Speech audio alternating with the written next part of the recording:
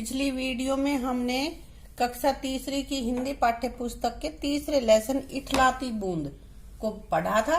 तो बेटा आज उसकी करते हैं अभ्यास। और अभ्यास में बेटा सबसे पहले है शब्दार्थ। तो यहाँ पे शब्दार्थ दिए हुए हैं। इठलाना मतलब इतराना, उत्साह जोश, ताकना टकटकी लगाकर देखना, निहारना ध्यान से देखना मतलब गौर से किसी चीज को हम देखें, वृक्ष वृक्ष मीन्स पेड़। अब बेटा आगे आ गए हमारे कुछ इनके प्रश्न उत्तर जो कि हमने लेसन बाद में पीछे पढ़ा है, उसी के आधार पे यहाँ पे कुछ आंसर्स हमें देने हैं। पहला है नन्ही बूंद क्या सोच रही थी। क्या सोच रही थी कि मैं बादलों के संग आसमान में उड़ूं और वहां से खेतों बाग बगीचों व पेड़ों की चोटियों को देखूं, यही सोच रही थी ना वो।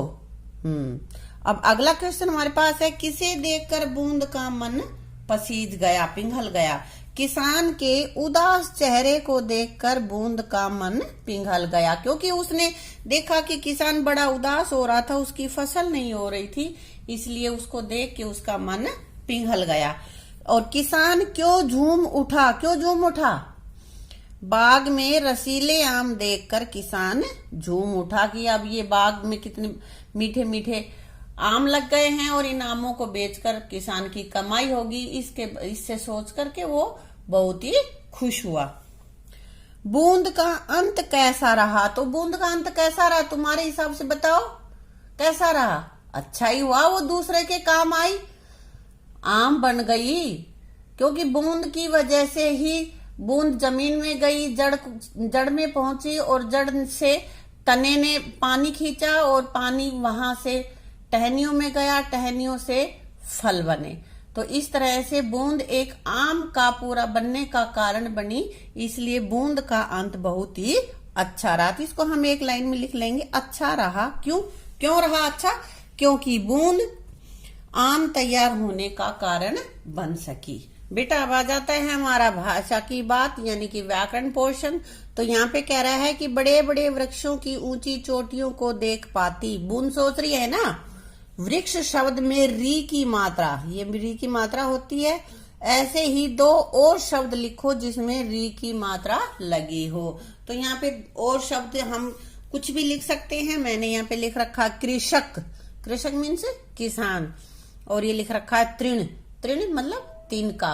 और भी हो सकते हैं, कृषि लिख दें हम, कृषि लिख दें, वृथा लिख लें, मतलब ऐसे बहुत सारे होते हैं। अब बेटा आगे है मेज पर आम की टोकरी रखी है।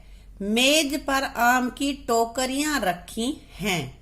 यहाँ पे टोकरी से अभिप्राय है एक टोकरी और टोकरियों से अभिप्राय है एक से अधिक टोकरी, यानी कि एक वचन बहुवचन। एक टोकरी है एक वचन और एक से ज्यादा है दो या दो से भी ज्यादा हैं तो वो बहुवचन।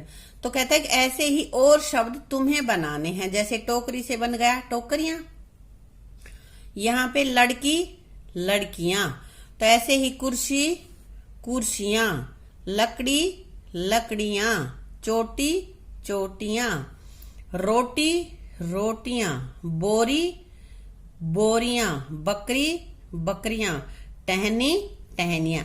यहाँ इधर जो लिखी हुई है वो एक एक है, एक रोटी एक बोरी एक बकरी, इस तरह से एक लड़की एक कुर्सी। और इधर जो भी लिखे हुए हैं वो एक से ज्यादा है, या तो दो हैं या दो से भी ज्यादा है।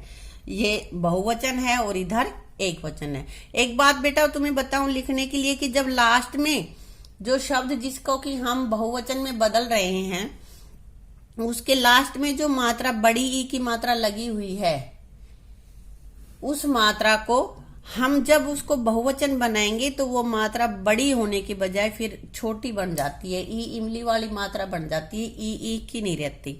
तो देखो मैंने सब में ये इधर मात्राएं, ये पीछे ई की मात्रा बड़ी है, लेकिन जब मैंने इनका बहुवचन बनाया है तो ये छोटी मात्राएं लिखने। तो बेटा लिखने में अशुद्धियां ना होगी, इसलिए इस चीज को तुम बहुत अच्छे से ध्यान रखो कि किसी भी शब्द का जब हम बहुवचन करते हैं और वो शब्द ई की मात्रा पे खत्म होता है, लास्ट में उसके बड़ी ई की मात्रा है, तो जब उसका हम बहुवचन बनाएंगे एक से ज्यादा चीजों में उसको बदलेंगे तो उसकी बड़ी की मात्रा छोटी ई की मात्रा में बदल जाएगी। जैसे कुर्सी यहाँ पे बड़ी की मात्रा है ना, लेकिन यहाँ हमने छोटी की मात्रा लगा रखी है, ऐसे इशारों में लगा रखा है।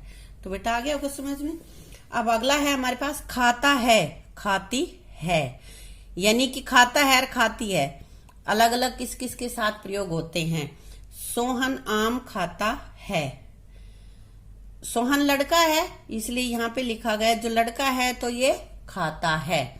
रीटा आम खाती है, रीटा एक लड़की का नाम है ना, तो उसमें आया है खाती, स्त्रीलिंग है ये, मतलब जो भी पुल्लिंग होगा उसके साथ खाता पीता आ की मात्रा वाला आएगा, और जो भी स्त्रीलिंग होगा उसके साथ ई की मात्रा, जैसे खाती पीती नहाती रोती हंसती जो भी है ती की मात्रा आएगी। तो अब ये कह रहा है कि ऐसे ही कुछ शब्द नीचे दिए गए हैं, उनसे वाक्य बनाइए। ये वाक्य तुम्हें बनाने हैं, जैसे पीता, क्या पीता है, दूध पीता, पानी पीता, कुछ भी।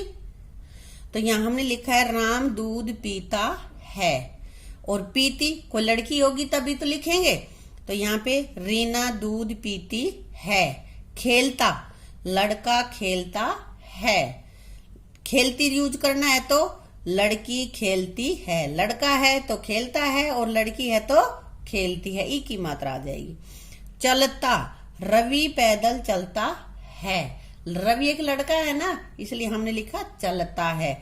और उसके बाद है चलती लिखना है, रवीना पैदल चलती है, रवीना तो लड़की का नाम है इसलिए उसके साथ चलती आएगा, ई की मात्रा आएगा। तो बेटा ये था कुछ हमारा अभ्यास।